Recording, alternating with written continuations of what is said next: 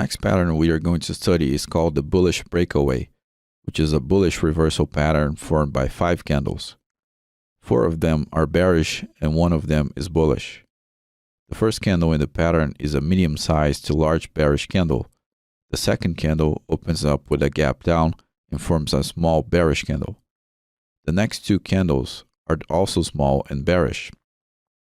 The fifth candle in the pattern is what gives the pattern its name because it's a bullish candle that closes above the open value of the second candle in the pattern. That's important because it violates the gap created by the sellers along with the previous 3 candles. The logical interpretation here is that selling pressure is exhausted in the 3 middle candles of the pattern and buying pressure begins to appear in the 5th candle.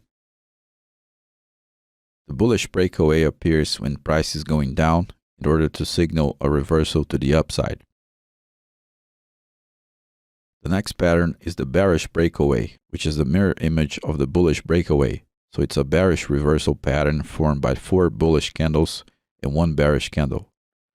Following the opposite rationale of the bullish breakaway, in the bearish breakaway, buying pressure slowly exhausts itself in the middle 3 candles of the pattern after the gap up, and the selling pressure suddenly appears violating the gap up.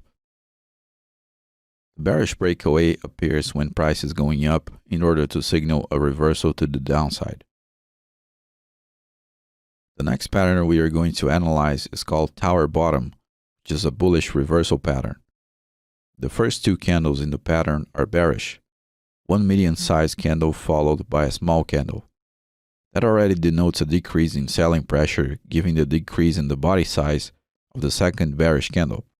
The third candle in the pattern is a small bullish candle that opens with a gap up. That means a sudden burst of buying pressure. The fourth candle in the pattern is equal to the second candle in the pattern, and it opens with a small gap down. The important thing here is that a sudden burst of buying pressure appeared, and then the sellers tried to overcome that but failed to do so because the fourth candlestick in the pattern fails to advance price to the downside any more than the second candle did. The last candle hits the final nail in the coffin, so to speak, because it opens with a gap up and forms a medium-sized bullish candle. The pattern receives this name because the position of the third candle resembles the shape of a tower. Notice that there is a story that goes along with the pattern, which is that sellers were advancing price to the downside and then started to deaccelerate.